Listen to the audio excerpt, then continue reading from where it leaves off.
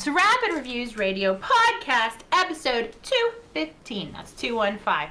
I am your co-host, Kiley Wilde. I'm joined by my ever-present co-host, Pete Beckett. Hello. And a very special guest, very special, a VG Mobster.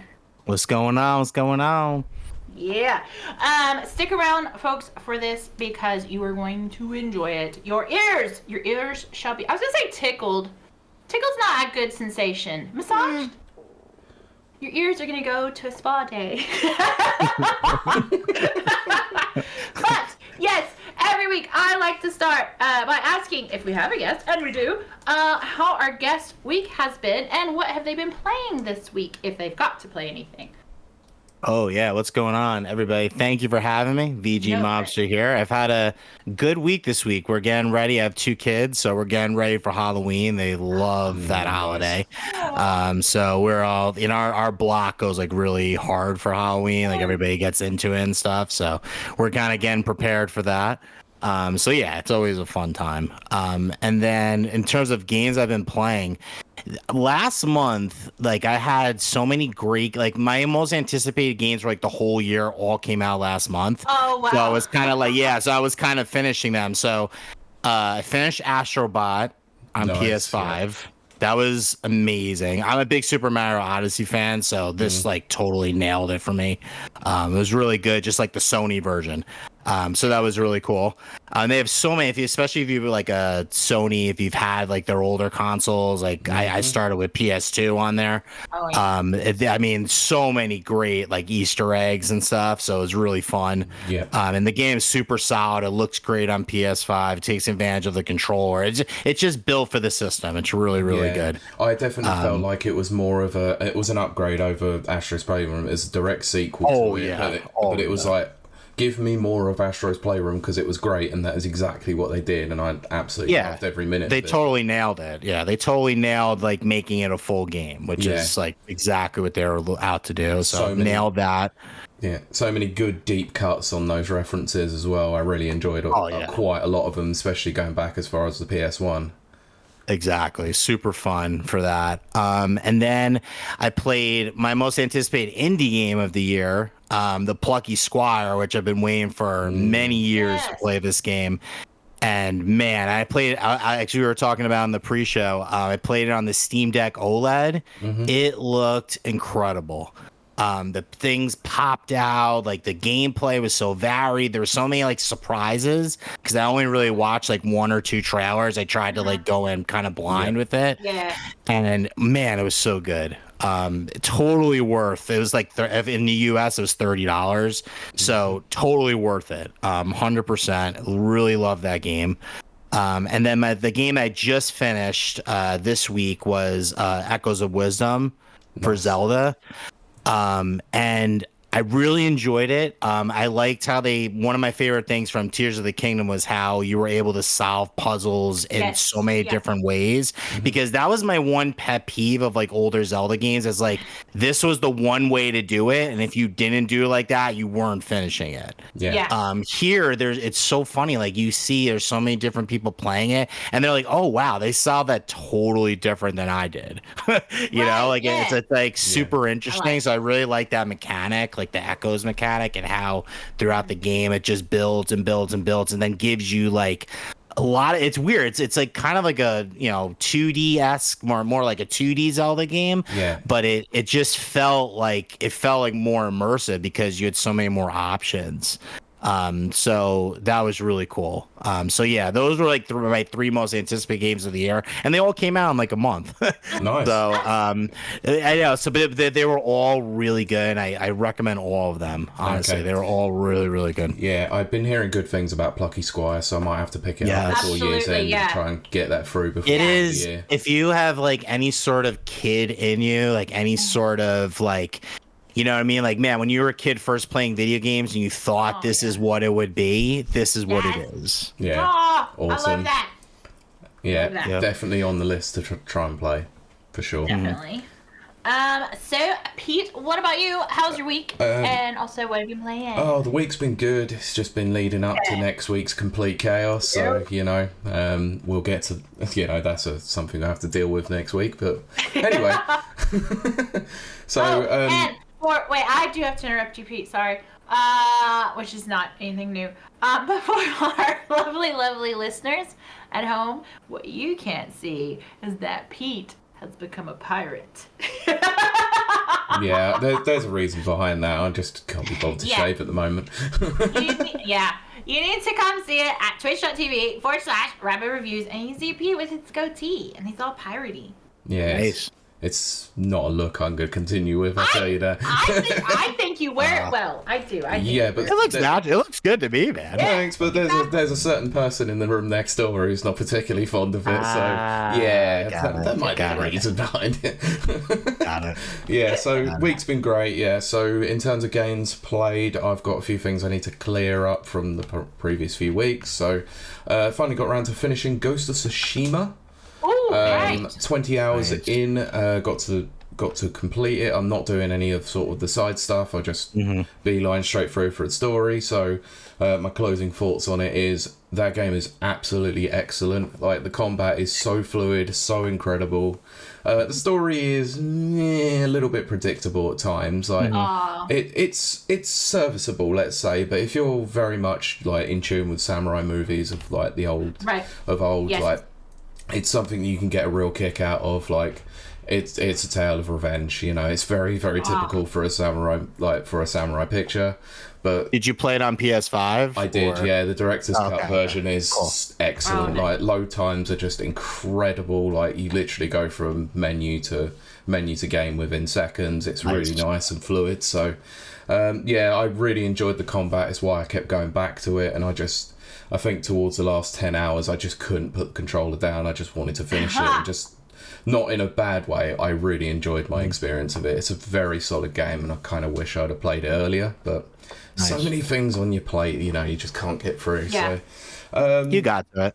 Yeah, so recently I had a session, or another decent good session on Helldivers 2, so got together with a squad of 3 and did some really quite difficult missions. Went up to as hard as like the 7 and 8 level missions, and they get freaking intense. It's just ridiculous. Wow. But joining in with a party, and you're all chatting away, and everyone's just taking a mick out of each other. It's good fun, and the game's solid. It's without a doubt, it's definitely going to be on my game of the year for this year, because I've had so much fun playing it when I have done. So a couple of other games, I'll talk more about them probably in a bit more detail another time, but I've played a little bit of Crow Country.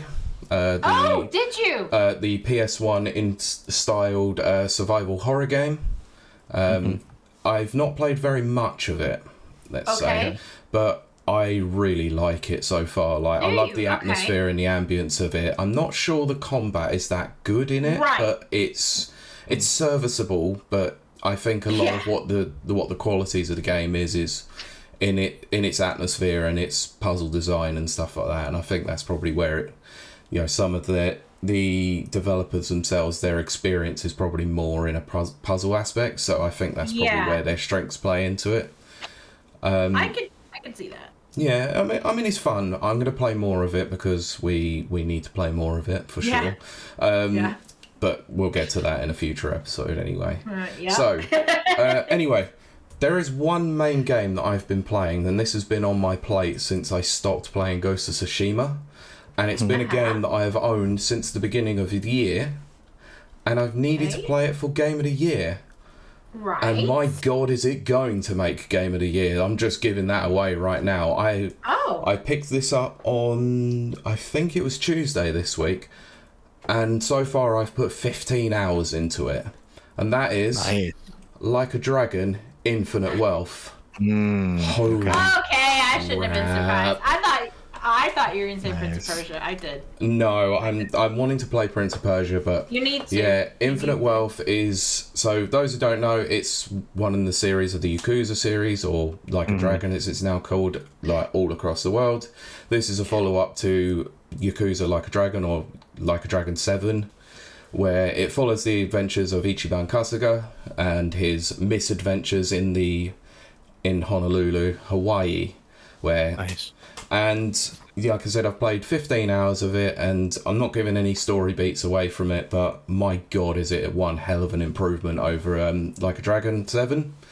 The combat of it is very much improved. It's still turn-based as it was in the previous game.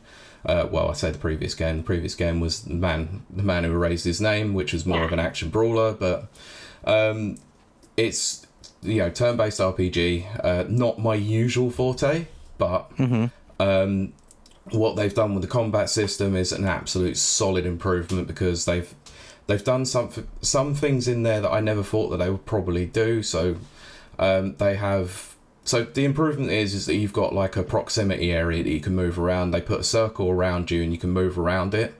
But the reason why they do that is that actually when you line up with an enemy, they have an arrow that points in a certain direction, and you can actually bounce enemies off of other enemies to get more damage, or you can hit them towards another party member for them to do follow-up attacks on it. So there's a lot of strategy involved in it. So each character feels pretty unique as well. So Ichiban is very, very typical Ichiban, but it's not really giving it away, but actually one of the characters that you include within your party is now Kazuma Kiryu, who, with the previous games in the series, obviously has very different styles of combat, and you can switch between them, and you, over the course of time, you manage to build up heat actions, which means that he can get damage boosts, or, can get an extra powerful grab that can be then thrown off of, into other people to create more damage, and he gets follow-up attacks and stuff like that. So, I'm in about chapter 4, and it's going through quite an intense dungeon, and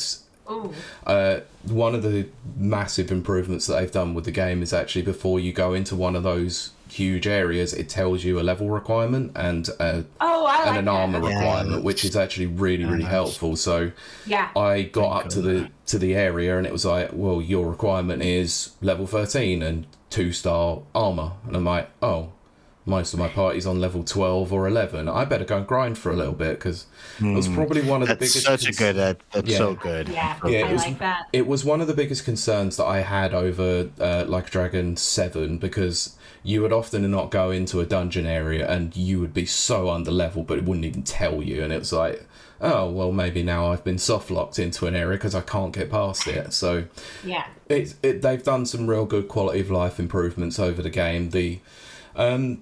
My only drawdown to this is that the game looks fantastic, but it has taken a bit of a dip in the frame rate in certain occasions, because there's so much going on screen with so many different pedestrians, so many different cars and stuff like that going on, that when you're roaming around in the free world, you can have the mild dips here and there, but it's not infrequent, but it's quite noticeable when it does happen. So, but other than that, the music's incredible, the gameplay is just so much fun, and once again, it is just exactly what Like a Dragon does best. It's comedic elements with unbelievable pull in your heartstring moments, and the side stories are utterly stupid as well. So this is not really giving anything away about one of the side stories, but I randomly came across this where you run into an area, and there's a movie being directed, and two of the stuntmen are just not happy because rather than using CGI, they're throwing themselves in front of traffic.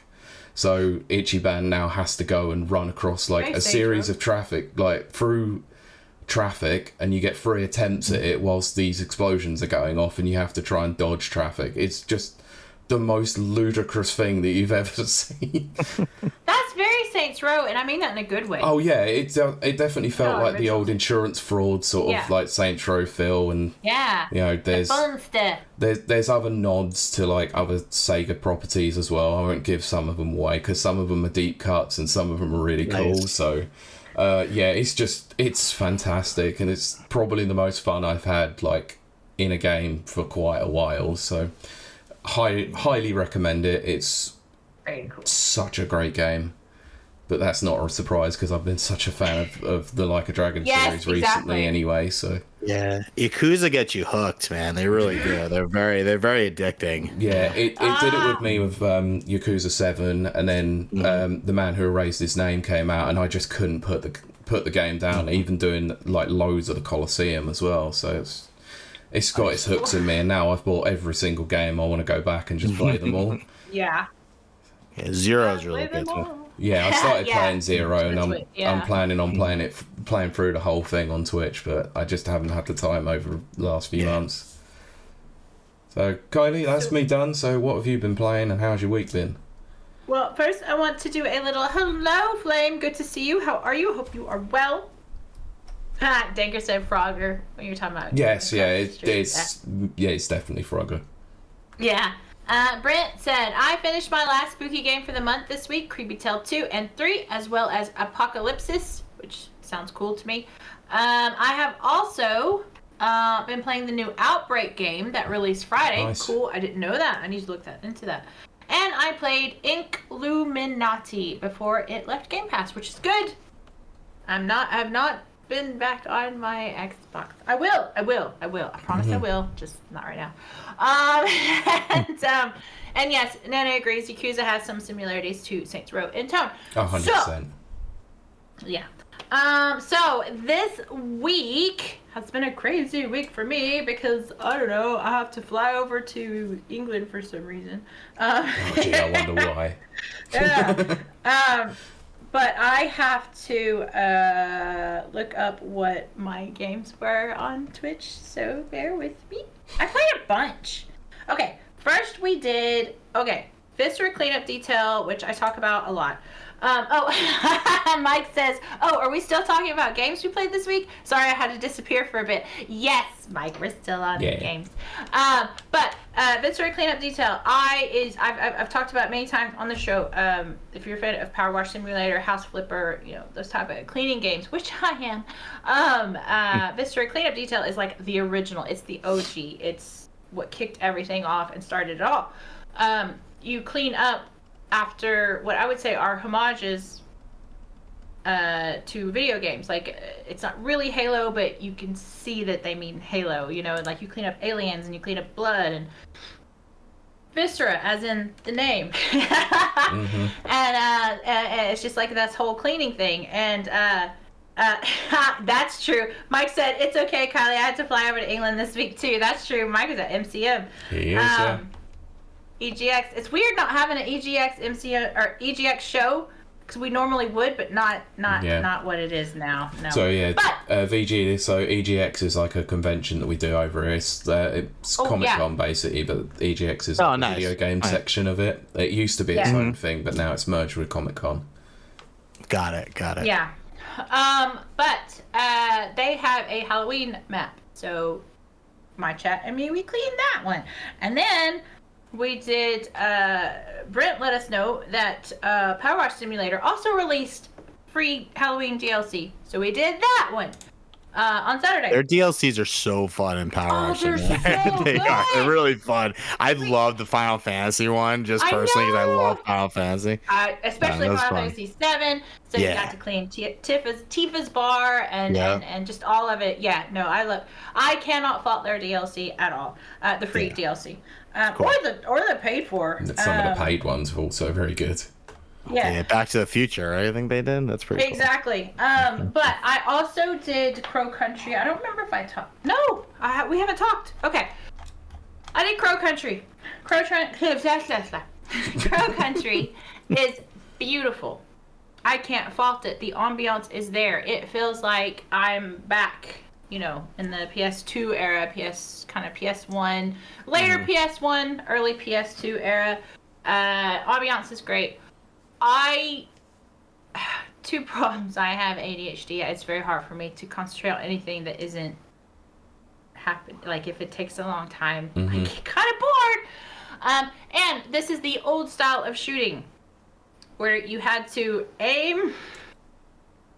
Your cursor. Yeah, you can't move and shoot. So Yeah, and then shoot. It's very, very like it's not efficient for me. I need to kill things immediately. Run and gun. Run and gun. Basically, Exactly. Oh, I love run and gun. Run and gun and spray and pray. And Mike says, I'm sure Pete will bring me on the show at some point to talk about it. And yeah, I think so for sure. We've got so much coming at you, folks. The rest of the year, stay tuned. But obviously I played Hitman. I think I'm just a Hitman streamer at this point. Absolutely adore Hitman. I do. I love stabbing people in the face with a screwdriver. But in the game. Yeah, thank you. Look, you don't know, things in the UK get a bit dangerous at times. I mean, it is Ireland. He's only met you once. I get it. Got it. Yeah. It's funny though. I've never been a person who's cared much about frame rate. That's not my thing. Again, my eyes are a bit wonky. I really can't tell the difference between 60 and 120. 30 is fine with me. It's always how it's been. Pete though has made me kind of like aware that it's a thing. Now, I don't know if it was frame rates that were dropped. I don't know anything. All I know is it was still beautiful, but we've now moved on to Hitman 3 and the storyline. It's Hitman World of Assassination, but you know, it's the sub things. And there was a weird kind of like frame skipping. There's frame skipping, and then when you turn, there's a little bit of, you know, like artifacts and stuff. Now, that's cutscenes. That's not actual gameplay. Okay. I don't really know what that is. Maybe it's a user error, operator error, and it's my computer. Maybe that's the game itself. I don't know. But one thing that I've always have admired the developers of Hitman. We're talking about way back. Way back. They have always been able to render multiple amounts of people on screen without sucking down resources. It just blows my mind. And to see like even like we did the race map 2 weeks ago, but this week we did the Arab Dubai tower thing, and it's just people everywhere. As I said to my chat, and as I'm going to say to you here, you can kill each person, like they're individual. They have animations for everything they see. Exactly, and it's all rendered on screen, and it just flows perfectly. I will always admire that. Absolutely. Okay. Mike says that happens a lot with the cloud version as well. I think there's something to it then. Yeah, exactly. World of Assassination frame skips. But I absolutely. Yeah, I do adore that game. I'm supposed to be playing Halloween games for the last 2 weeks. I did do a little side trip and play my Hitman game. But we did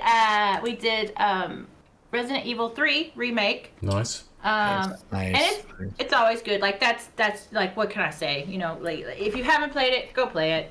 Yeah, 2 remakes my favorite RE game now. It's incredible. Yeah. I played that 3 weeks ago, and I still am just like. Yeah, it's so good. They just did so well at that. And the thing is, before it dropped and the rumors were going around, I was like, why? Like, why? And then it dropped, and it was like fabulous. And it blew me away. It was so good. Yes. Yeah, the one for me was RE4 remake. That is fantastic. Yeah. But it was like, why do you need to remake RE4? Now I know why you remade RE4. And actually, Pete, that's coming up this coming week. I'm gonna do 4, 7, and 8 because I could not. 5 and 6, I don't care. I'm sorry. I know. You're not alone. You're not alone. Okay. 6 can die in a dumpster fire, but I had a lot of fun with 5 playing it co-op with a mate back in the day. Yeah, I was gonna say 5 with the co-op. I've heard is pretty good. But. I was gonna say that. Oh, and that's one thing I wanted to talk about that was funny. Because. Sometimes we talk on here also, and you guys absolutely join in, about like TV shows that we watch and stuff like that and how they're connected to video games, blah, blah, blah. I'm watching Dexter for the first time. I've announced that. I'm now on season 3. The writing's changed. You can tell it's different. It's a different vibe. Yeah, that's the word. But the part I want to point out, which cracked me up. So this was out in 2008. I don't know what I was doing in 2008, but I wasn't watching Dexter. You should have been. I was playing. Well, yeah. I was playing Halo 3, and all of a sudden, guys, this cracked me up. I'm a super nerd. I know this, but this was okay. The ADA comes in. Dexter's infiltrated his office. Snuck in. I shouldn't say infiltrated. Snuck in. Mm-hmm. And he's playing, I kid you not, Halo 3 on a PC. Yep. In 2008. Which is not possible. No. Halo 3 does not. Trip supervisor, get on it. Exactly. It was not playable on PC until the Master Chief Collection, which is a great collection. You should get it if you love Halo, and I do. But I also, just because I was curious, I paused it like after the guy that's not Dexter closed the window. God, why is my name blanking? Jesus. Yeah, the ADA guy. Yeah, I know who you're talking about. Jimmy Smits. I still know his character's called. Miguel? Maybe that's it. It's not Miguel. But I don't know. I'm very bad at names. I just rename people what I want them to be called. Don't ask me what Game of Thrones people are. Yeah. But I'll be DG at the end of this episode. That's cool. Don't worry about it. That's not a joke. You actually will be. I have done that. Entire shows called someone the completely wrong name. So I paused it, and it's supposed to be a PC. It's not a PC screen. It is a laptop screen. Mm-hmm. It's got like all the laptop, like little doohies that you would have in what is that? Probably Windows ME. I probably would think. What, from 2008? It'll probably be XP or 7. I think it's definitely after XP, so probably 7. I don't know. It did have that XP look to it, but yeah. Oh, it's Vince. Of course, it's Vince. Okay, that. Yeah. Yeah, whatever. Masuka. Yeah, that's the one. Yeah, Vince Masuka. Yeah. But what was funny was across the taskbar, the task tray, because I wanted to know, like, how are they playing Halo 3 on a PC? Was a QuickTime video window. Oh Lord. So they had Dexter with the keyboard at a PC pretending to play Halo multiplayer like it was the shootouts the maps. And then it was actually a QuickTime video the whole time. And I'm sorry, I know that's weird, but that kind of stuff intrigues me because I was like, wait a minute, that's like, I kid you not. I'm sorry, we're going to totally go on. I promise, guys. I'm just being super nerdy right now. Big Bang Theory, the very, very, very first episode, they're playing Halo 3. Mm-hmm. This turned me off of Big Bang Theory for like a long time. She says, give me a med pack. There's no flipping med packs in Halo 3.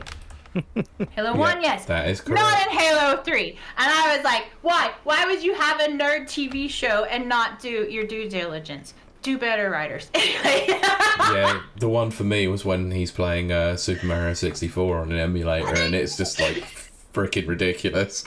Like, yes, you can play it on an emulator, but it would run like absolute dog crap anyway. Yes!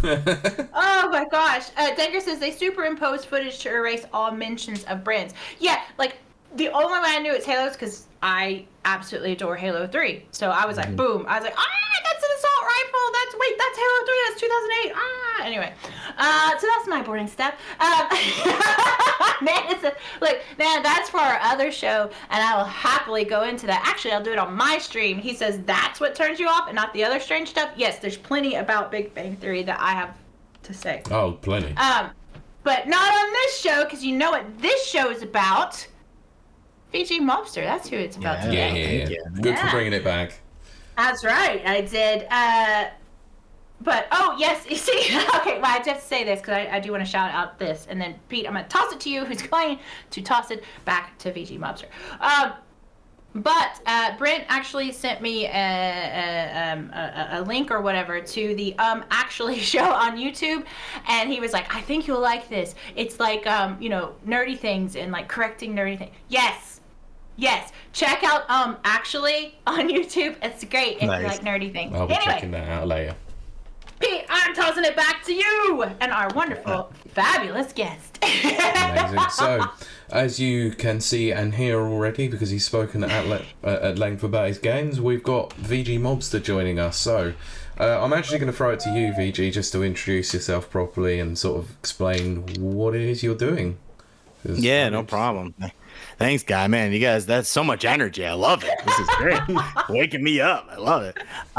So yeah, VG Mobster. I do some YouTube videos. I'm very active on the Twitter community. That's where I met like most of you guys. So totally worth it. I don't care what anybody says. I've met so many great people and such a great community on X that, shout outs to it. It's been really good for me.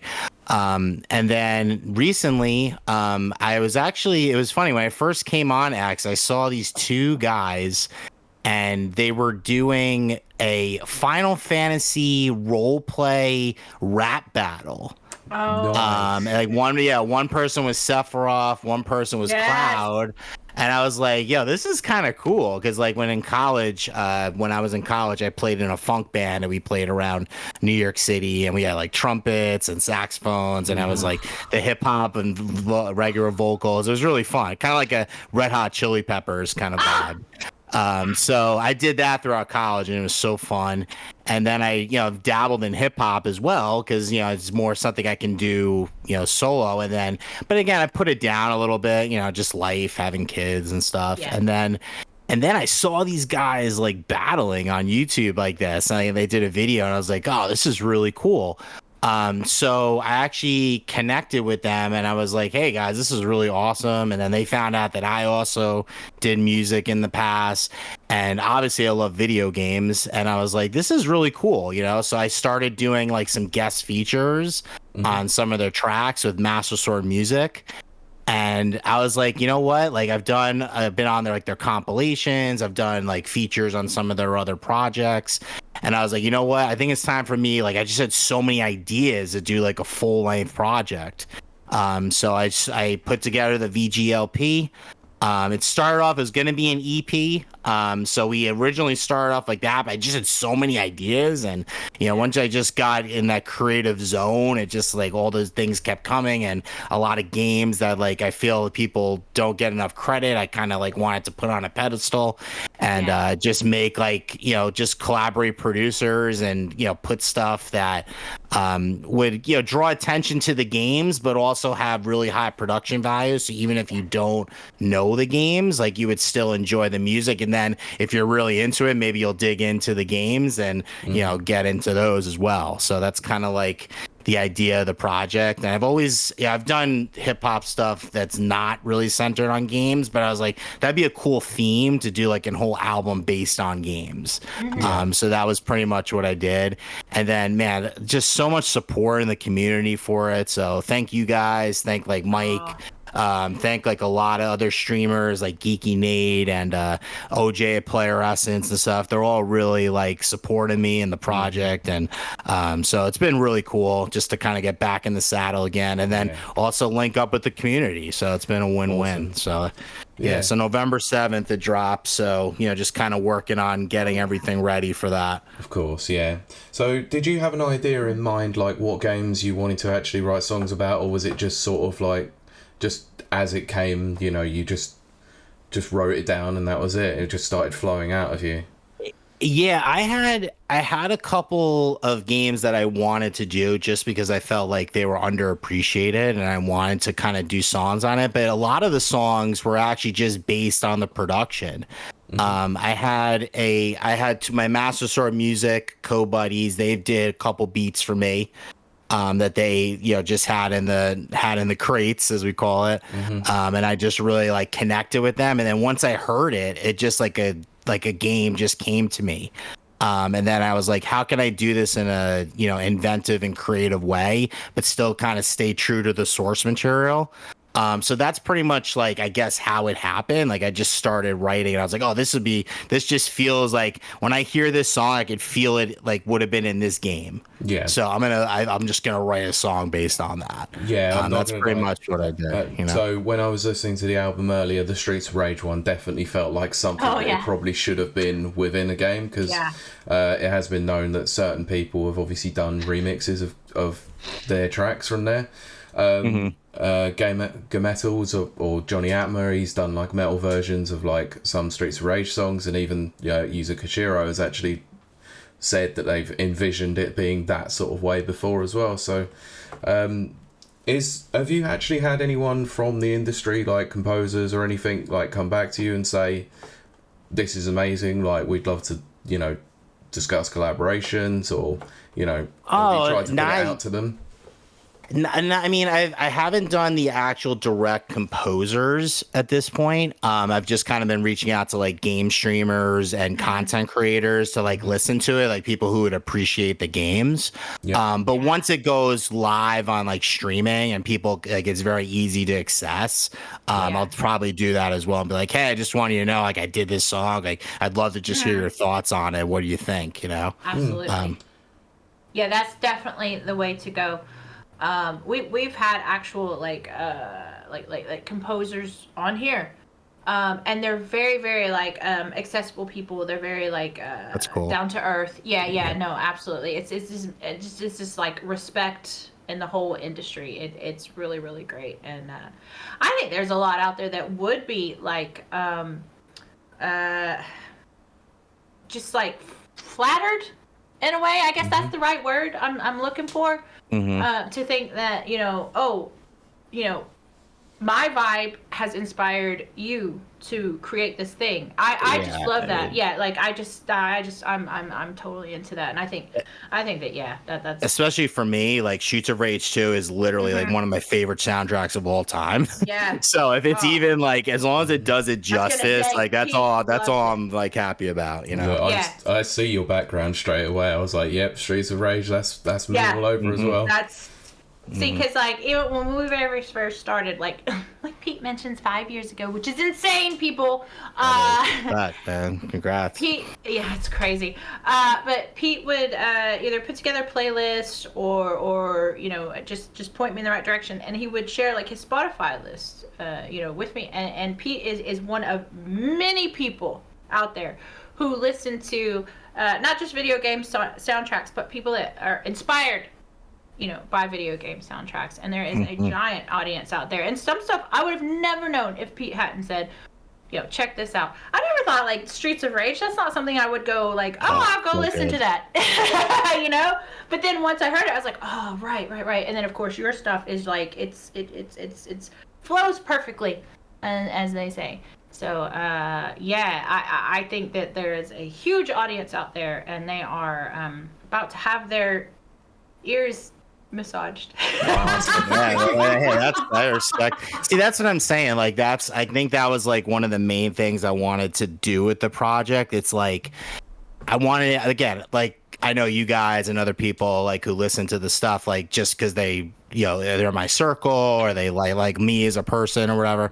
Like, I understand hip hop's not for everybody, but I was like, even if that style is not for you, like if you appreciate the games, if you appreciate like the source material, like I'm hoping this will like connect with you on that level even. And then, who knows, maybe you'll grow into liking hip hop or something. You never know with music. So. You really don't. You gotta keep an open mind. Yeah, and that's the thing that I've always been receptive to. Yeah, it's something I've always been receptive to. It's like, outside of video games, music is my second big love, and apart from movies as well. And it's like, I can always get on board with something that's really good, even if it's not something that's in my genre. And it's something that I really connected with when I listened to the album. I was like, this isn't my usual style of music, but I really appreciate like the production value that's gone into it. The artistry that's gone into obviously creating the music, and then writing the lyrics for all of it. I wish I could create music myself, but I'd like to live vicariously through others and go, I can appreciate this. Yeah, it was fun, man. I one of the thing is I just luckily have been always around very talented musicians, and they really inspire me, or like they'll know that I'm passionate about music and they'll give me a lot of either beats or like want to work with me on production. And then I'll either sometimes like on my past albums I've actually like co-produced with the with them. I've been but with the boards doing the snares and the high like kind of co-producing the beats with them as well. But this one was cool because I was telling people, like, when I was doing my original projects, like, pre-COVID, a lot of things, it was still, a lot of people still in the studio, in person. This one, it was incredible. Like, I just got so many things, like, digitally, like collaborating with people digitally that I've never been able to do before, like, on this level. And that was really exciting, though, because I got to collaborate with people from like California, from Texas, from Connecticut, from like, just a lot of different states. And then I've even on promotional wise, again, people from the UK.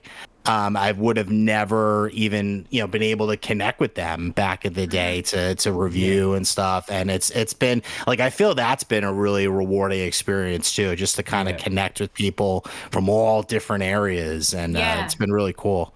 Yeah, that's the great thing, obviously, about having things like Discord and, Twitter and X and all that. It's just the amount of collaboration that can go through, something that would have been so difficult to do back in the early 90s, mid-2000s, now has become so simple where you can just collaborate with people by just popping them a message.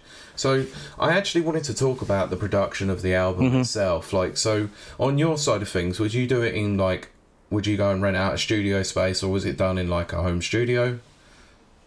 Yeah, for this project or in past projects? In general, would you prefer? Oh, in general, a lot of times I used to collaborate with a guy that I've actually been making music with since high school. He's actually on right now. He's on the We're on Fire track, the NBA Jam inspired one. He was always my producer. I would do like on my last album, I did like half of the production and he did the other half. But then he would always go in and kind of master it and finish it with me, like do the mix downs. So yeah, on that project, it was pretty much like 50-50. When we did it. This one, I just had, it was pretty cool. Like he did one of the productions on it. My friends from Master Sword Music, they did 2 other productions that they sent me. They had like a whole bunch of them and I selected. And then the other ones I actually got from online producers. Oh, that's cool. Which I had never done before. Yeah. I had never done this before. But I was like, you know what? Like I'm looking for certain tones and I'm looking for certain vibes, like to kind of fit like some of the predetermined ones that I had, and then even like looking for inspiration. And I was like, man, I found this beat, and I was like, wow, this is like totally fits, and I could totally see the concept coming around. So I actually worked with about 2 or 3 online producers as well, which was really cool and so new for me. And I think that was cool too, because I feel like when you, like I've done my own production as well, but I feel like sometimes when you bring in another person, like they're just thinking in a totally different space than you would have ever thought of. And like it was really cool. Back in the day, I would just do it. I had Acid Music, and then I was also working on my other friend. He had like actual like drum machines and things, that we would actually do it even like that. But so for this project, it was more of just like I had 2 or 3 like collaborators that I knew of, and then 2 or 3 that I'd never even worked with before, but totally clicked, and they were like so amazing. They just gave me I gave them the beats, and they were so like supportive of it. And they're actually, I'm going to show them like some of the videos for the ones that I did too. So I'm excited for them to see the videos. So that'll be really cool for them to see them. So how did you go about like creating some of these connections with people that obviously had never worked with before? Was it just as simple as shooting them a message on Twitter, or just finding their music and just reaching out and just going, yeah, I really like your stuff, do you want to work together? Yeah, I like from my Master Sword Music buddies, who did, my friend TJ, who's runs Master Sword Music. He did all the mastering for the album. I did the mixing, and then I did all the mixing of the vocals and everything, and then he mastered it. But I met him, and he did a production. Him and one other guy did 2 beats on the album. I just, after that rap battle, I just reached out to them on X, and I was like, man, this is so cool what you guys are doing. And then I collaborated on some of his projects. We worked together on like compilations, and then he was like, man, you should just do your own thing. And I was like, well, I need you on it if you're going to do it. And he was like, yeah, man, like I'm totally down to do it. So, we worked together and we came up with a beat for the Zelda track that we did together, which is, I'm a big Tears of the Kingdom fan, so I had to do a song based on that. We worked together on that one. And then my other friend from Master of Music, he's very like, his rap flow is very like smooth and stylized. And I found this beat that was kind of like more R&B-ish, so I needed him on it. So I collaborated with him for Couch Co-op, and it came out really good. And we helped, and he helped. We worked together to come up with like an initial, like a kind of an interesting concept, which I don't, it like kind of moves the story forward in the song. So, it was really just reaching out to them. And then the other ones, I actually had a music connection who used to do a lot of mixtapes back in the day, and she knew a lot of producers. So when she gave me, I reached back out to her, and she gave me some names of some producers who now have their stuff online. Like they just do production online. Oh wow. So I reached out to them, and they were like, hey, here's my archive. What do you like? Pretty much. Like it was so cool. And that's what I'm saying. Like back in the day, it was so different.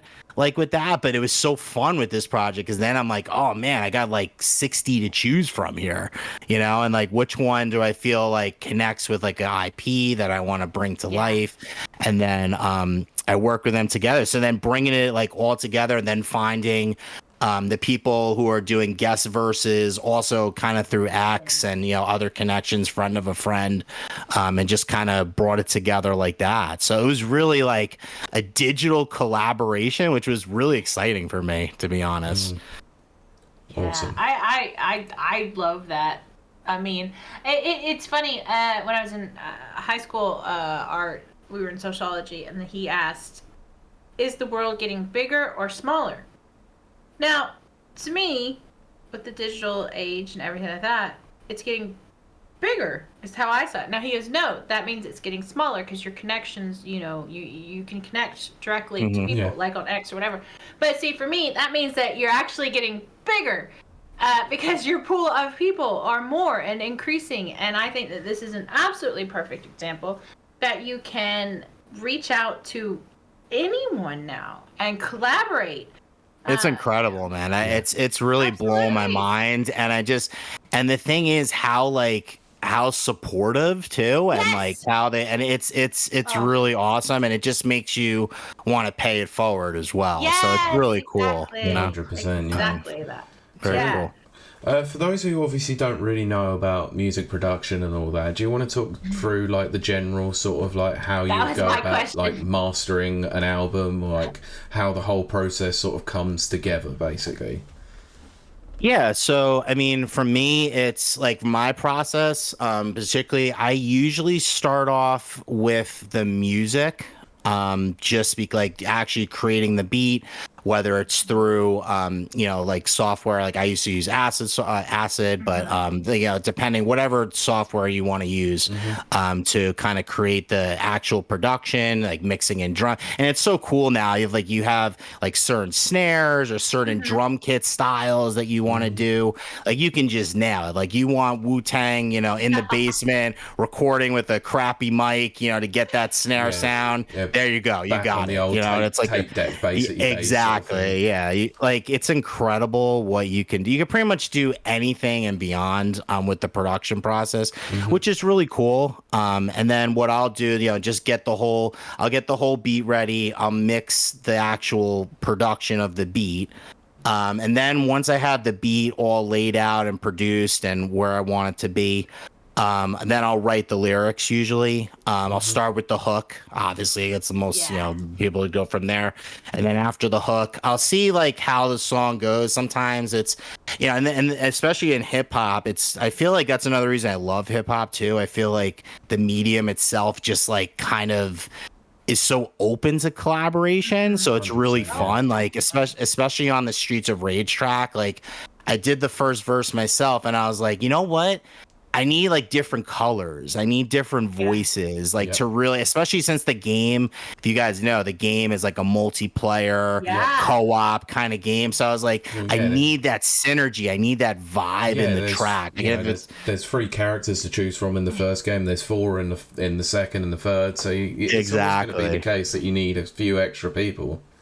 Yeah, so I was like, so then I wrote the verse, and then I was like, who is really like, who do I feel can really execute this? Who knows the source material and who can really deliver it and give different color to the track? So I'll do that on pretty much every track. If I feel like it's just a solo track, or if it's one that I feel like really would benefit from having other writers on it, and then I'll kind of work with them to do all the vocals, get it together. They'll send me the ad libs as well with their raw vocal track. And then on this project especially, I mixed everything together, which is something that I usually didn't do the mixing on my past albums, but it was really rewarding because then I was able to go back in and add like extra ad libs or extra effects that I feel would like kind of bring the game more into the song. Which I thought was kind of, since I know a lot of the material, that was a kind of cool part of the mixing process. So then I would get it to the point where, and then after I mix it, I test it on literally like 6 or 7 different speakers. Like I'll go through one set of headphones. I'll go through a laptop computer. I'll go through my car.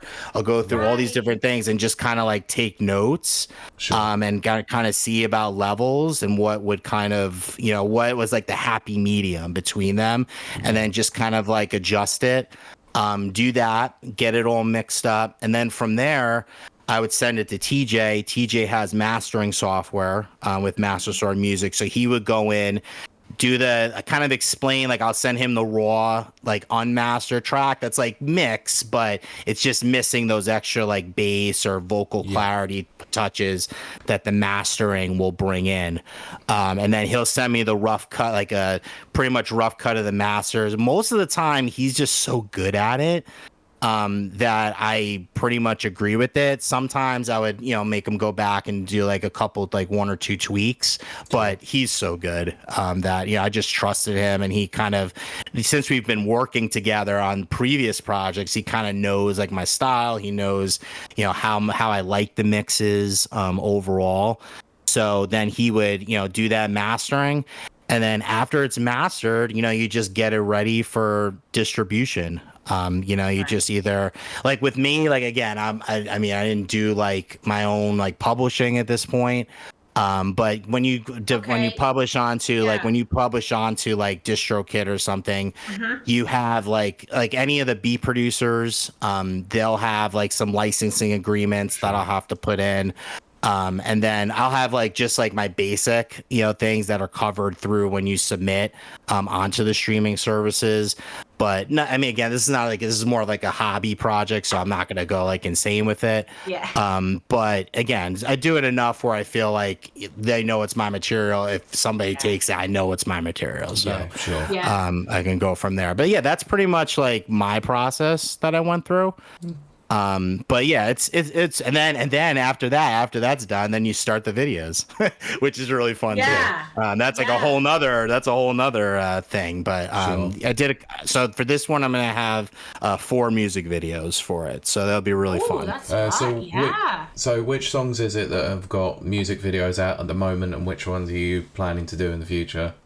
Yeah, well, none are out yet. I'm gonna start in the month of November. I'm gonna roll out one a week. Sure. In November.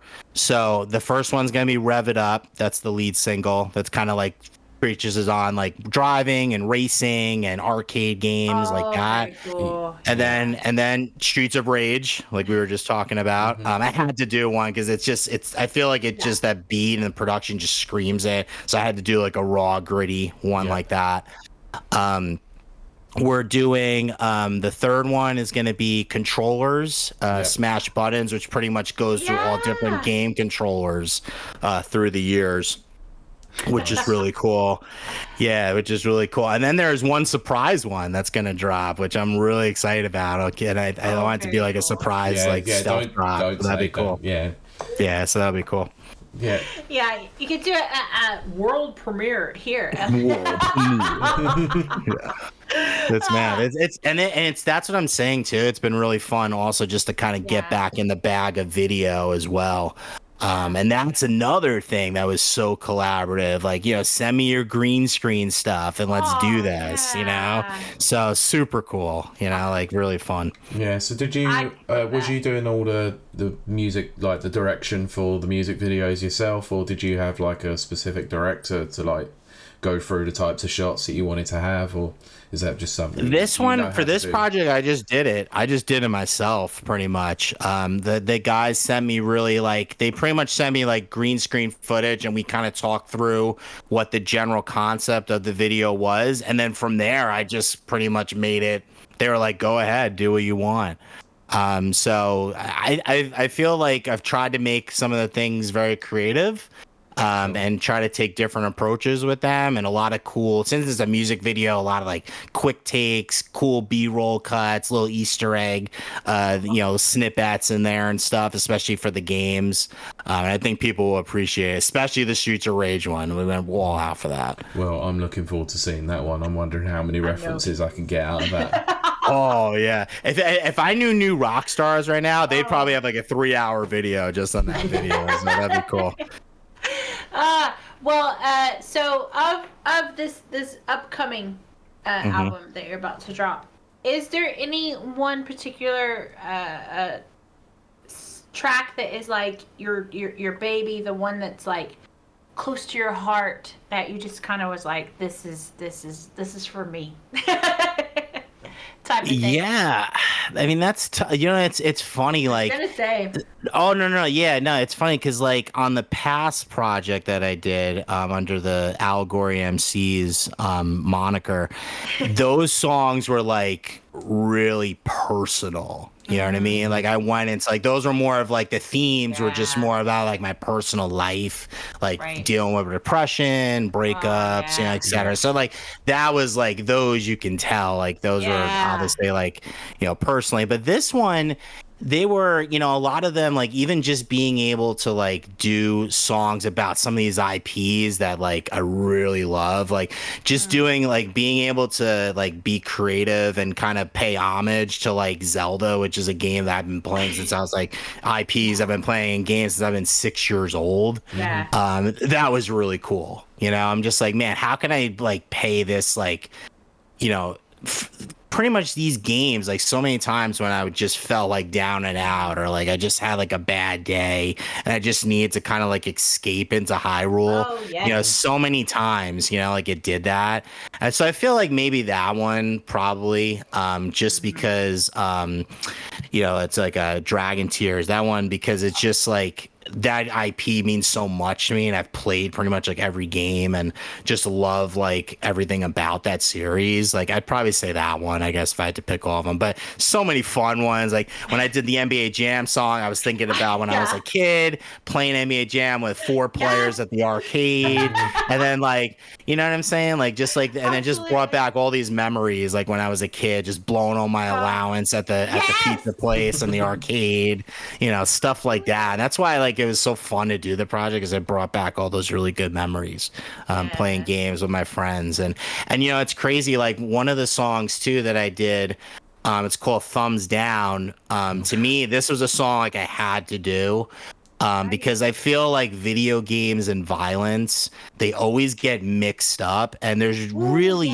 like there's so many studies like they just keep coming out that say there's no correlation. There's no correlation, and like they keep bringing it up and they keep bringing it up, and I was like, no, you know what? I have to address this issue. Like in a song, and that one was like, that one felt like one that I really had to do. And when I got the beat, I was thinking, like, what am I going to do with this? And then I was like, oh, man, like, that's a real subject that, like, keeps creeping up every couple years, or, like, anytime there's something bad that happens, like, violently, like, we have to go to video games, you know? And it's like, I just don't feel that's fair.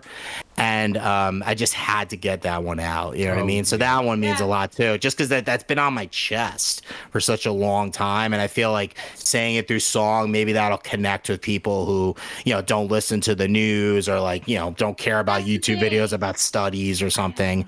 You know what I mean? So that one meant a lot, too.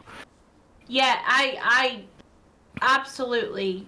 I mean, first of all, we all relate to that because we're all of a certain age. We remember, like, anytime something would happen, especially in the U.S., anytime anything would happen, GTA. GTA is exactly our kids out, you know, all that kind of stuff. Jack Thompson doing lawsuits. Oh, gosh, yes. And like last week, my chat, we were doing a kind of, like, question and answer section, and one of the questions was, why do you love violent games? Because I absolutely love violent games. I've stumbled into this conversation. Yeah, you did. The bloodier, the violent, the give me guns. I need guns and blood. That this, you know, whatever. But in my real life, I'm a cartoon character. Exactly. So there's absolutely no correlation. Like, so that's why I was like, you know what? Like, we need to address this because it's insane. It's insane. Yeah, I cannot believe that it's still, you know, 20, 30, 40, 50 years later, and they're still blaming video games. It's like, no. I mean, I like the next person loves going around to shoot things, you know, in the game, you know, or picking a character that's got, like, a baseball bat and just beats the hell out of people like in Yakuza, but I'm not going to go and do that. Like, there is literal no correlation at all, like you said, between violent video games and violent people. Like, you have to have a disposition. So it's like already. Yeah, so I was like, we have to address, like let's get the elephant in the room out. You know what I mean? Exactly. Because that's always going to be hand in hand. Anytime video games go mainstream, that's always, like you said, it's the elephant in the room. Everyone wants to know, what's the violence connection? There is none. Yeah, no. And that's what I noticed about that song specifically, is how poignant it was that you included some sound bites of, obviously, like, news articles or stories basically saying there is no correlation between violent video games and violent people. It was pretty poignant. I was listening to it this morning and I was like, yeah, it works. It definitely works. You know, and obviously you're flowing on that particular track as well, and you can feel the passion in it. Yeah, because it's like, it's something that I feel is, like, ridiculous, and, like, you know, especially, like, it's kind of insulting to, like, people who play games like that all the time, like you guys, right? Exactly. It's kind of, like, insulting to you, like, okay, just because Resident Evil, I'm chopping up zombies with a chainsaw, doesn't mean I'm gonna go to my neighbors and use a chainsaw. Like, you know I don't even know how to start a chainsaw. Yeah. I wouldn't know what to do with it. But in Resident Evil, you're a pro. Exactly. I love it. And you know what? We were also talking about this in my chat last week as well. There's this new thing. What seems new to me, this kind of effect in video games where the blood splatter is now hitting the quote screen. You know, hitting the lens or whatever. I'm for it. Do it. Bloodier, gorier. I love it. I grew up in Mortal Kombat. So you know I'm in. Yes, exactly. Yeah. Oh my goodness. And I remember. Yeah. So that one. Yeah. That one. And I'm glad you guys are passionate. See, that's what I'm saying. Like, you may not even you might not like the actual, like, production style or whatever, but that theme, like, that concept, you're like, oh, I totally get it. You know? Exactly. Yeah, we're old enough to remember the forming of the ESRB and stuff like that. Like, and honestly, it's gonna come back again. It's gonna come back. It is. It always does. You know, you know, Mortal Kombat is a perfect example. When I was a kid, that was the big one. Oh my gosh, you know, all the moms were like, oh no, don't, you know, and I'm like, oh, look at that, if you put in this code, it's even more bloodier. You know, exactly. Oh look, we better get the Genesis version or the Mega Drive version because it's actually got the blood in it. It's got the blood in it, I don't want sweat, Nintendo. No sweat. I was gonna say, that's what made me buy a Genesis was Mortal Kombat. Because it had the blood and gore. Yeah, exactly. But you have to remember, I've said this to people on here before. I bought Bible games, so that's like the extreme. Yeah, exactly, and stuff. But yeah, it does. It comes back every few years. You know, they want to rehash it. The next game, you'll say like something happens. They'll try to find a scapegoat. Postal. Yeah. I mean, Postal is so pedestrian now. If you go back, Postal 3, okay, I admit that maybe Postal 3 can kind of get a little close. I still love it. But maybe I play it in the privacy of my own home as opposed to streaming it. But I mean, it does. You know, it comes up all the time, and someone will produce a game. And what was that one that they did that was like Postal, but even Steam took it off? Oh yeah, I remember the game. I just don't remember the name of it. Was it like hate? Was it hatred or something? Hatred. Yes, I knew it started with an H. Yeah. And I went and I played it, and it was just like a emo teens edgy fantasy. Yeah. So come to life. It wasn't anything. Yeah. So hopefully this song in like 3 years, people are gonna go back and be like, he was right. Exactly. Or it'll be like accompanying every 2020, every news story, every whatever. It'll be in the background. Yeah, that'd be cool. Yeah. Or the next time it just comes up on a news article and you see it on next, you just post a link to your song and just be like, yeah, cool. Yeah. Here you go. There you go. There's all the studies. I got it. See? There we go. That's it. I got it.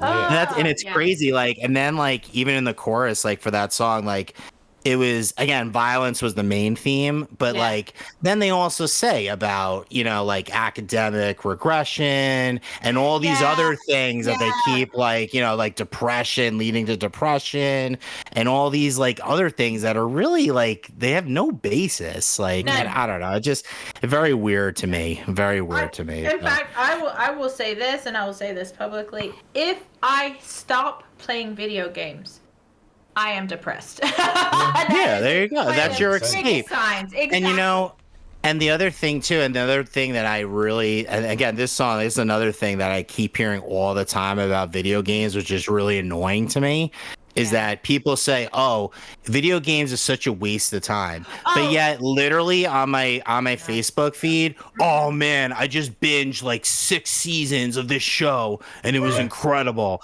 I'm like, okay, well, how is that not the same thing? Yeah. I never understood that. Like, I never understood it. No, we've definitely have talked about that in the past. People like I'm not knocking people who read books. Please don't ever think that I am. I'm no longer a reader. I don't escape into those worlds. But I know that when I was a kid and I did read, I sunk hours into that.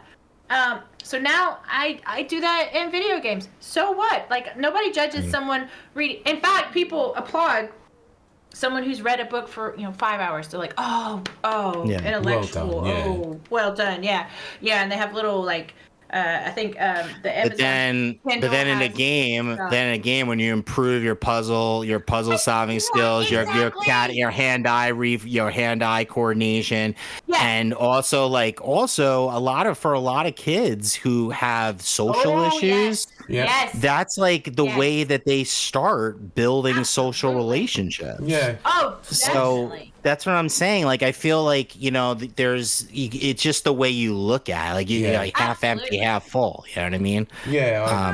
I've definitely noticed that, obviously, like with certain kids, especially with the COVID pandemic that happened in 2020.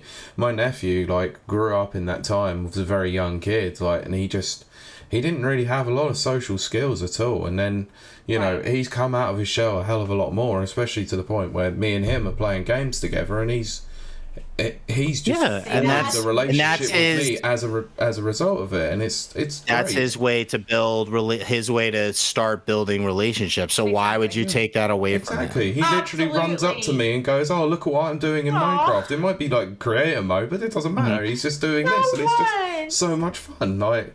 And he just feels like he can talk to me about that sort of thing. Exactly. Whereas, like, everyone else might just look down on him. We kind of got it, with my parents and all that, where they're just like, oh, look at them, oh, look, gaming friends together. But actually, we formed a connection that they won't understand. I mean, When I was in high school, my the main system out was Nintendo 64, right? Yeah. So seriously, like after my band practice in high school, we would all get together, and we would just play 4-player GoldenEye, and we just bonded over it, But what I'm saying is and then people are like, oh man, you're always playing video games. I'm like, but those were some of the best times for all of us. When we look back, we're like, man, remember when we used to play those all together and stuff? And then that built our relationships. You know what I mean? Absolutely. I do frequently talk about Halo 3. And yes, I do love the Halo whole universe and all that kind of stuff. But I'm sorry, I spent 2-3 years Halo 3 nights co-oping multiplayer with my friends. It's the only way we could connect.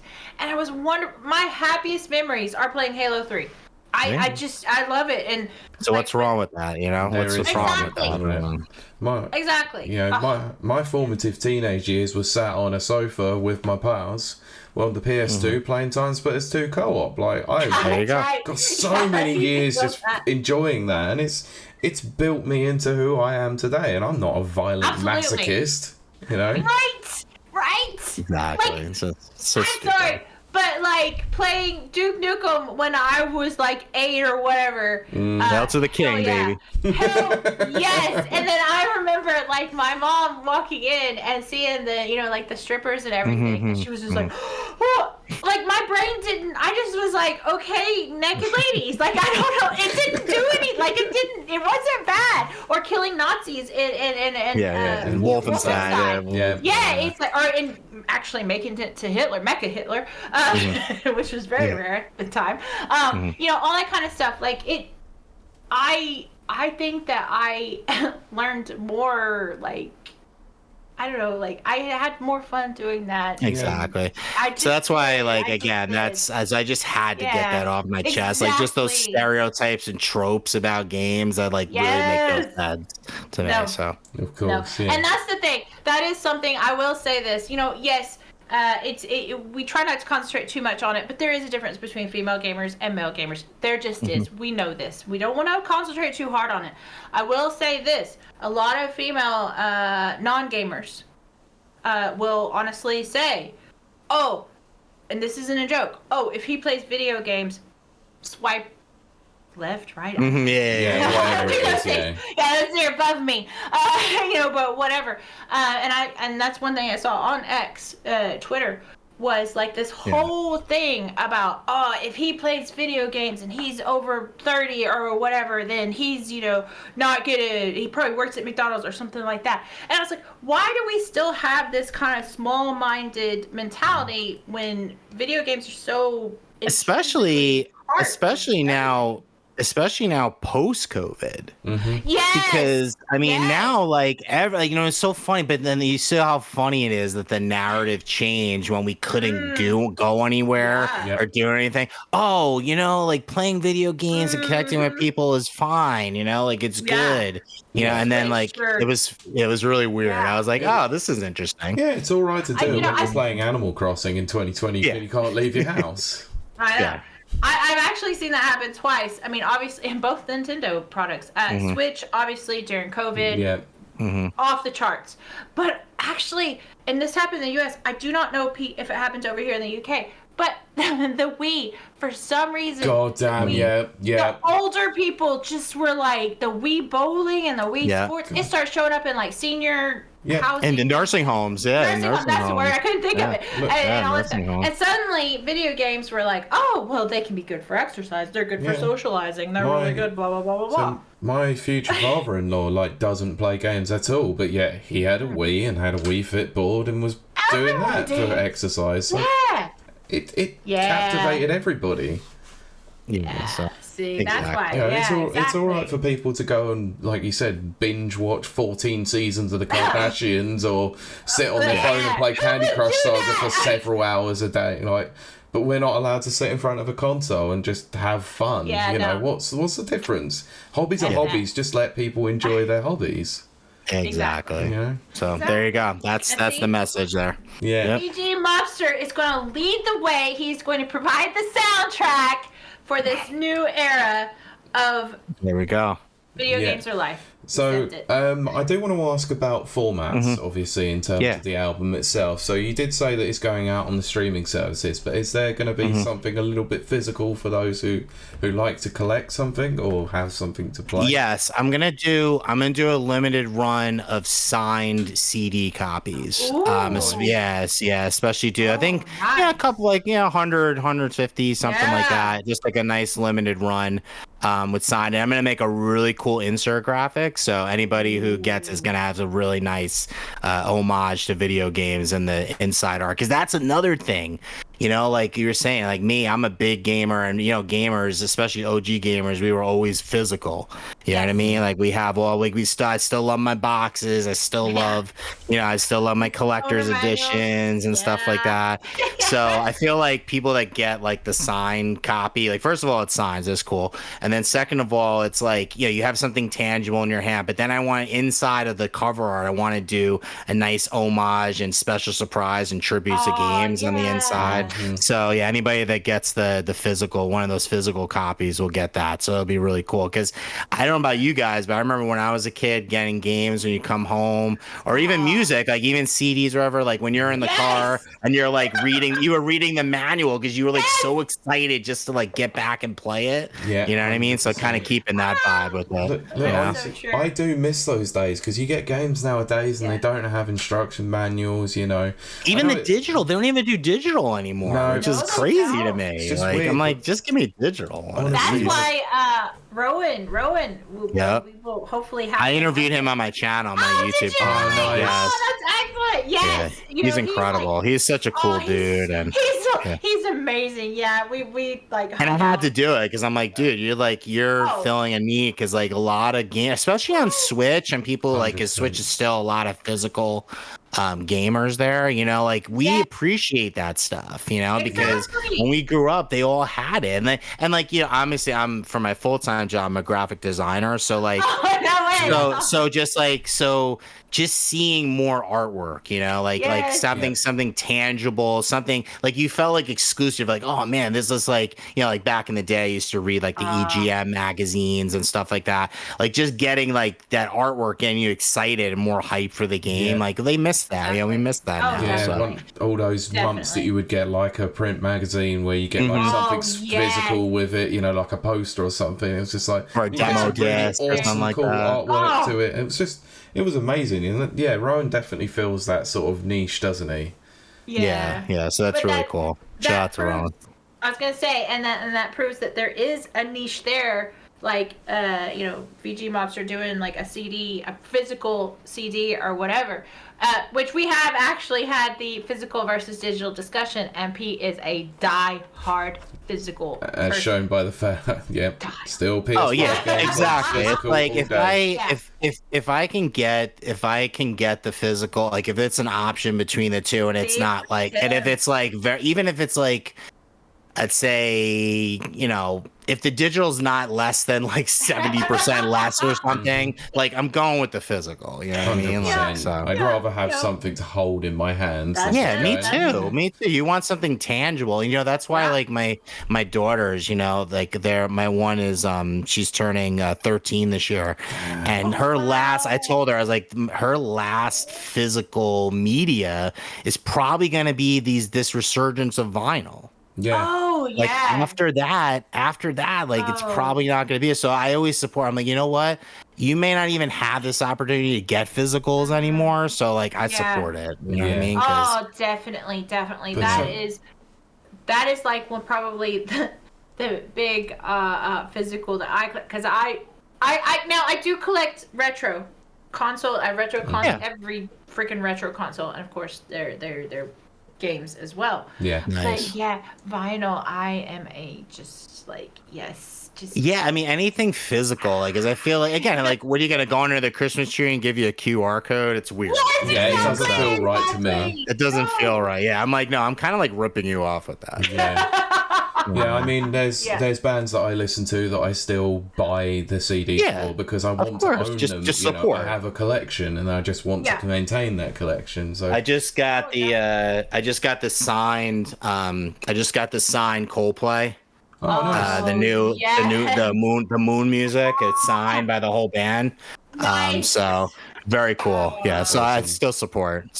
Yeah. Oh, definitely. Speaking, I'm glad that it mentions the physical side of things as well. So, is there any plans for a potential vinyl later on down the line? I would love to do it. I would love to do it. That'd be so cool. I think maybe not for my solo project, but the one that we have the compilation between the Master Sword Music people. Like we have a greatest hits, which is like, like 10, like it's like 6 or 7 collaborators. That might be a possibility because we could all kind of contribute to get it out there. That could definitely be a possibility.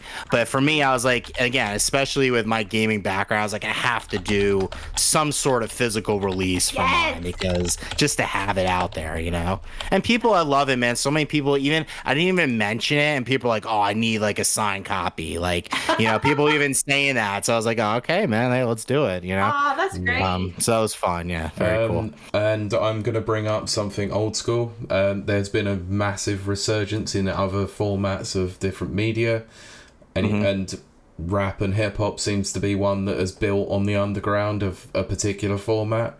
Any plans for a cassette? I was gonna say. Oh, I love.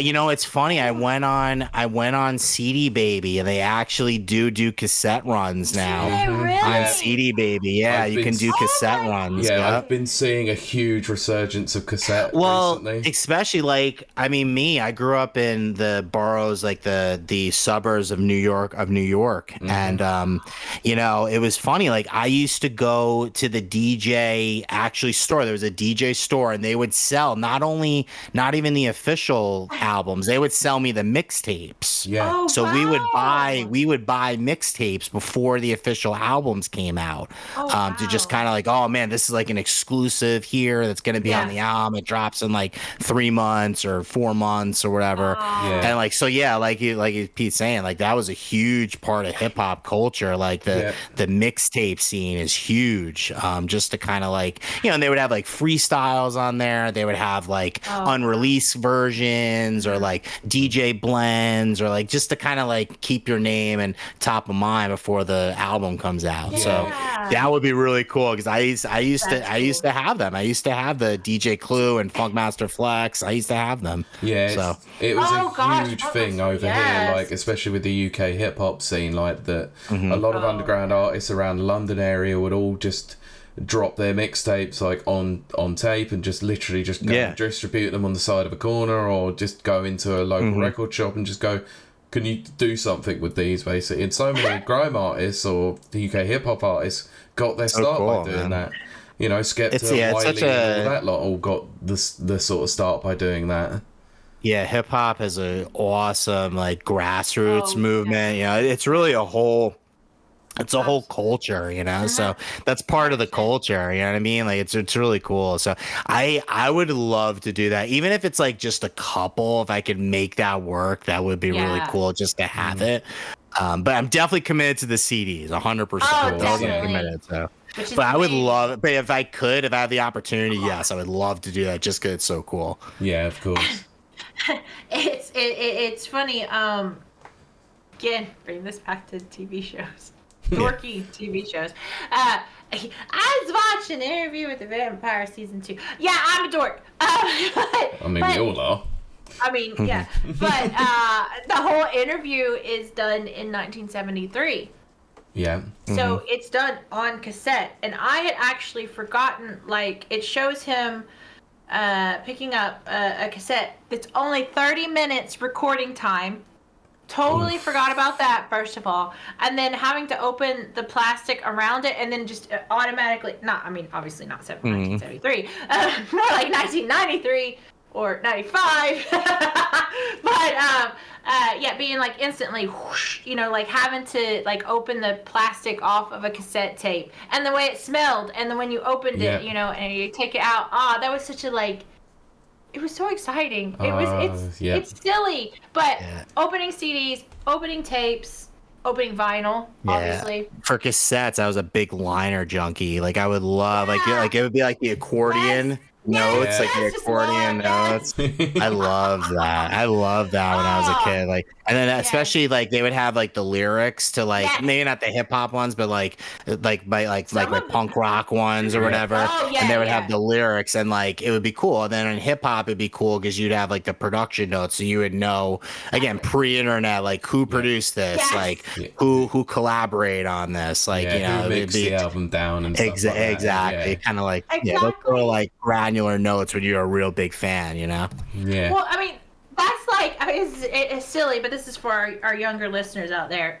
Pre-internet, that's how I knew Brian Eno produced David Bowie and U2. It's like at the time, how would I have known that? I wouldn't have known that. So I was like sitting here going, oh, wow, same guy's producing and all this kind of stuff. It's a really different time trying to explain that to other people. Yeah, like, it is tough, but again, at least like vinyls are back. Yes. So at least like and it's cool because like vinyls are such a cool like the thing that's great about vinyls, you have so much room for the artwork.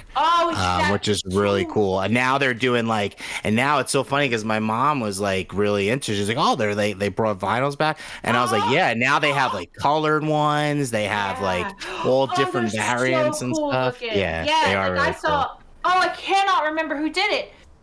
I can't remember. I just saw it in April actually, and it's orange and black, and it's just like swirled all around. Yeah, cool. They have some cool logos. Like, I love it so cool much. Colorways and stuff. Exactly, very cool. Exactly. That was an old school thing, obviously, like because vinyls were like black and that, but now it's you're getting all these really inventive sort of like ways of doing it now, and I really like that. Yeah, that is. It's cool. So again, like you, P. I'm all for physical, man. Let's keep going. You know. So I've got one final question for you. All right. And I think it's a big one. With the release of the album, the music videos, and all that, you're gonna have to move on to something else. So what is next? Okay, what is next? I've already started on it, honestly, because of course, no, because with it's funny, like with Master Story Music, the way that we do it is we all kind of like support our projects. Yeah. So TJ is releasing his next album January 10th. Nice. And I'm already featured on that one. It's a song called Fathers in the Game. So it's pretty much like being a father and a gamer. Nice. So I'm featured on that one. And then another guy who actually was the hype man on my first song, which is called War Chest. It's about like video game weapons and like weapons and guns and like any sort of like weapon used in a game. He's releasing an album later in the year, and he has a song called Hadouken, based off of Street Fighter. So I did a song with like Street Fighter references and stuff for that. So so we're always doing stuff. We're always kind of like helping each other and supporting each other and stuff.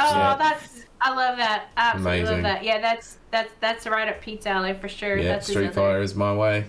I love it. Oh yeah. We did a song already. After this, go check out Master Sword Music on YouTube. There's a song me and TJ did called Street Fighter, and I went deep on all the references, and it was really fun. That was a really fun one to do because I just remember seeing that that guy punching the screen and then the apartment going up, and I was like, this is classic. So very fun. Well, I've just just collaborating on other projects, and then like trying to get more people to like know that this is out there, and then doing more YouTube videos again. I have a cool concept for a YouTube kind of like thing that I want to do is I don't know if you guys you have ESPN right in the UK? Not you guys have really, ESPN? No, not really. Okay, well, it's like a sports, like the main sports thing. I know what it is, but we don't really get it. Yeah. Well, there's this one show. It's pretty cool. It's called Around the Horn. And in the show, you have the one host in the middle, and then you have like 4 quadrant screens, and throughout they have like a different topic, and the 4 people around just kind of debate the topic, and then the host decides who wins like the point for the topic. Oh, cool. Exactly. And then at the end, it's like, we crown the winner. Oh, so I thought that so I thought that'd be kind of cool to bring into like gaming / media, and just kind of like have different guests who like, you know, who would bring in different perspectives and kind of like meet into people and introduce. So I think I'm going to work on that next year and try to make that a reality. Yes. Nice. I love that concept. That's great. Yeah, it's fun. Just a different way to do like, you know, a news style format, but in a more fun and engaging way. Of course, you know? yeah. Exactly. Absolutely. I am gonna ask Nana's question. Yeah. To round out things. Perfect. Who are your inspirations in the music industry and in the video game industry? Oh man. Okay, so for music, definitely Scott Weiland.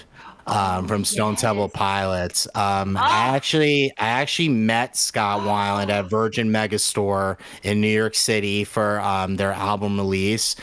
And Stone Temple Pilots is one of my like favorite bands of all time. Yes. And like those like his songs just always like resonated with me, like his vocals, the way that he performed them, like just so many times like I went to music as a crutch to like get through a lot of hard times. And I think Scott Weiland just really like, you know, plucked my heartstrings a lot. So like getting to meet him and telling him that, like, hey, you know, like Scott, like you and the band like really helped me through like a lot of tough times, like to actually say that to him. And then he died like a few years later. So man. I know. yeah, it was really cool to be able to do that. Yeah. So definitely Scott Weiland. He's an amazing vocalist. So definitely, like I'd say, like, and there's so many others, but like definitely him. And then also the guy who I've been working with since high school. My friend Eric, he just really kept me into music. He always, asked me to be part of projects and always wanted to collaborate. And I just met so many people through like that relationship. So that was really cool. So like definitely those two for me, like in the music business. And then for video games, Miyamoto, man, like so many like Super Mario, Super Mario 64 pretty much like changed my life, that game. I didn't really realize what could be done with gaming until Super Mario 64 like opened the doors for like pretty much everything we have now.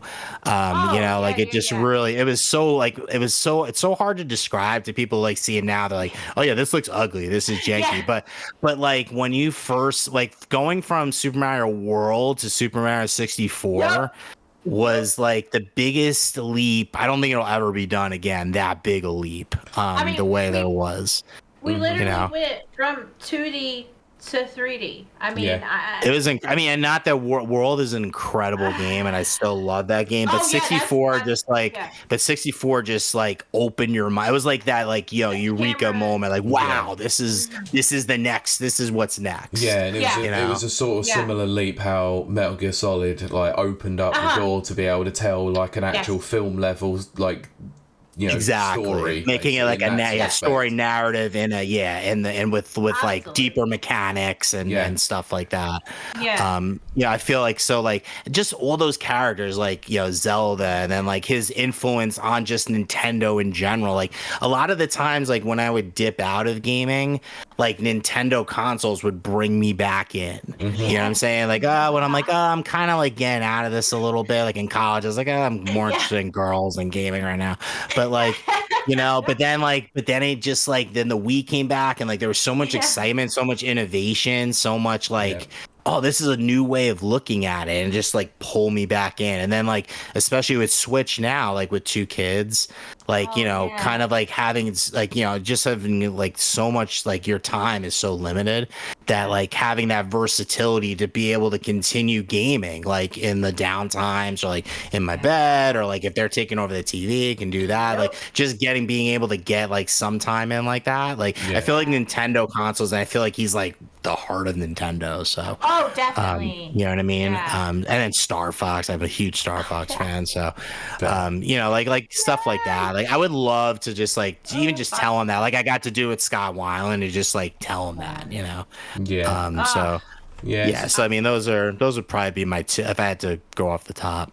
Yeah, it's a similar sort of situation where last year, like, I met Grant Kirkhope, like, obviously, his music is, like, utterly incredible. And, it was just, it was like, so just good. being able to go up to him and say, dude, you were, like, the soundtrack of my childhood, for Christ's sakes. It's like, it's something that's really special. It's gotta be so cool for him. Yeah, it's gonna be so cool for him. And he's awesome as well. He's such a down-to-earth, really nice guy as well, so...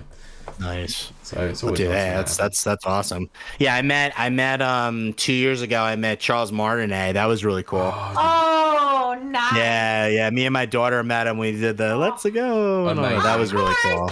That was fun. Yeah. And then I met at a local. It was crazy at a local, like it's like a local trading card convention. I met Daniel Pesina, the guy who did the motion cap for Johnny Cage, Sub-Zero, and Scorpion in the first MK. Oh, it was so cool. And he took pictures, like fighting poses with us. Oh, it was so cool. That's so cool. It was great. Yeah. If you can't go. For our listeners and watchers, you can actually go on YouTube and see they have the old original footage of those moves being done. That's so cool. Yeah. Wow, it's so amazing. And the coolest thing that he told me when I was talking with him, and I was like, yeah. So I was like, do you like still keep up with like the old like motion capture stuff? And he's like, yeah, we have a group chat. I was like, I want to get in a group chat. That's amazing. Oh, that's so cool. Yeah.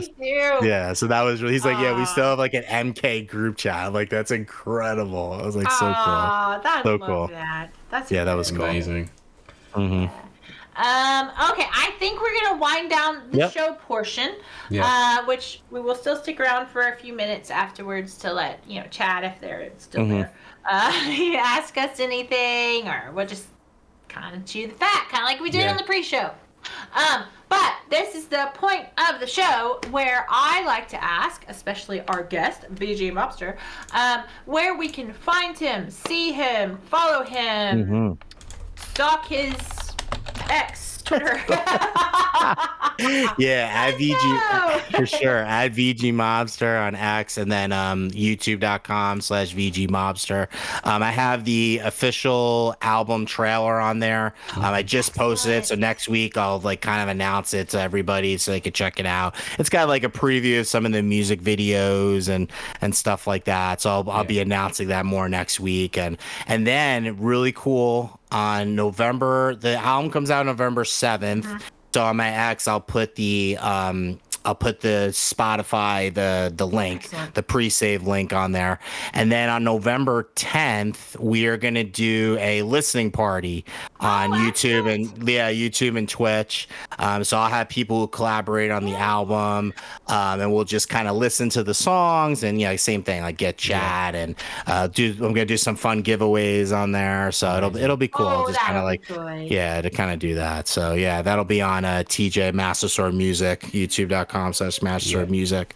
That'll be on there. But so just having fun and enjoying myself and getting creativity out. That's the name of the game.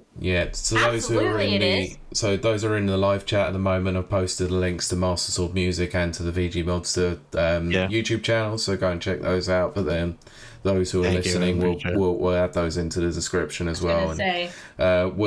Once the tweet goes out for that watch party, we'll send it out as well to get some more eyes on it for you as well. Oh, perfect, man. Absolutely. It's gonna be fun. It's gonna be a fun time. Even just drop in, say hi. That'd be really cool. I'll be there. Don't you worry about that. All right, thank you, man. That's awesome. Thank you. Appreciate it, guys. No definitely. Pete, do you want to sell your soul? Tell us about your other projects. Where we can so other than this, I do a movie podcast with my friend Kurt. It's called The Never Watchers. So we do film and TV shows. We're going to be back soon with the Marvel Cinematic Universe, where we're going to be covering Agatha All Along. But we recently just came out with a new episode today, I think it was, where we covered Old Boy from 2003. Oh, wow. Ooh. The remake, right? The remake? The original Korean. 2003, Oh, okay, the original Korean version. Man, that was an event. Wow, yes, yeah. I mean, I'd seen it before, but Kurt hadn't, so that was quite the experience. How have we not talked about that? I was going to say. So, if you want to go and listen to that, that's on all decent and some undecent podcast players. So Spotify, nice. Apple Podcasts, all. And what's the name of it? What's the name of that one? The Never Watchers. Oh, nice. Yeah. So other than that, yeah, I'm on Twitter under our Radio Pod, the Twitter, and that. But I'm in various Discords around the way as well, so you can contact me on there. Nice. So, Kylie, what about you? Promote your stuff, your streams and that?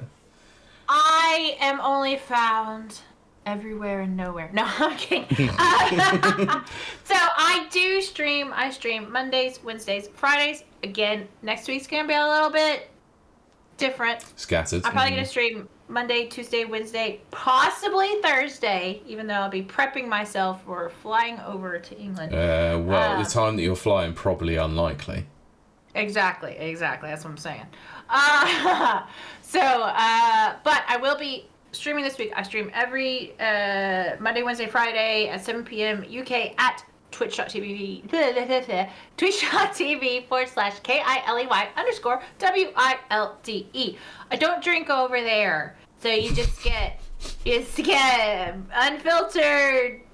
Well, I guess I don't know if it's better or worse. But you can come over and see how terrible I am at games when people watch me play them. I don't know what happens. It's some kind of psychological phenomenon. I just can't play. Although Hitman's doing really well. But we're still doing Halloween games this week, so come check those out. Like I said, we've got some Resident Evil coming up. Nice. Definitely, if you want to follow me over at YouTube, it is my shorts is. I was gonna say my shorts are on fire, and then I realized that sounds not what I meant. I meant the YouTube shorts are fire. They're really, really taking off, which I'm very happy about, and I think everyone who has watched and followed over there. I'm just getting like followers like all the time over on YouTube, and so that's kind of cool because I only started doing this 2 months ago now. Yeah. Nice. Yeah, and it's kind of taken off. So it's Kiley Wilde over there. I'm on TikTok as well, but that's more of like it's automatically posted up there. I still appreciate follows and watches, don't get me wrong. It's kind of like an extra thing because it's over there. And I think that's really it for me. I do have, again, I'm on X, but I'm not. Like, it's aggregated. It's all kind of put out there. Fair. Yeah. And I think that's everything, ain't it? Yeah. Well, okay, fine. Kind of one final thing. Well, I was gonna say this part, which is I work out at a gym all the time because I'm boring. I just do gym and video games. So you can come over to Instagram, but that's all gonna be about workouts, diets as in not like, not like, oh, I'm dieting today. No, like food, like carnivore and protein and all that kind of stuff. Yeah. So if you're into that food science, I'm on Instagram again, Kiley Wilde. I think that's it, Pete, unless you got something. Yeah, just one final thing is there won't be a normal show next Sunday because there's some big thing going on next week. But we are recording doing a pre-recorded episode that will go out at the regular time, well, on a Sunday rather than the Monday. So keep a lookout for that. We're going to be covering Like a Dragon Yakuza, the first 3 episodes of the Amazon TV series. Nice. What? I have to go watch those. I need to watch them again. I keep watching Dexter and Vampires and also Hannibal. Of course. What? Did you get to the season with Trinity yet? Or is that 4? That's next season. That's season 4. Oh, that sounds interesting already. Can't wait till you get to that. Yeah, tell me what you think after you get to that, because I've got thoughts. Oh, okay. I'm so intrigued and interested. So good. Yeah. I love Trinity.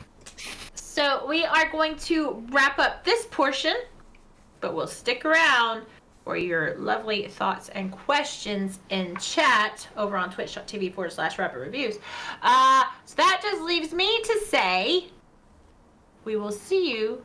Oh, wait, Pete, how do I phrase this? Because I guess we're still technically, we'll not see you, but we will talk to you next week. Thank you so much. Bye. Bye-bye.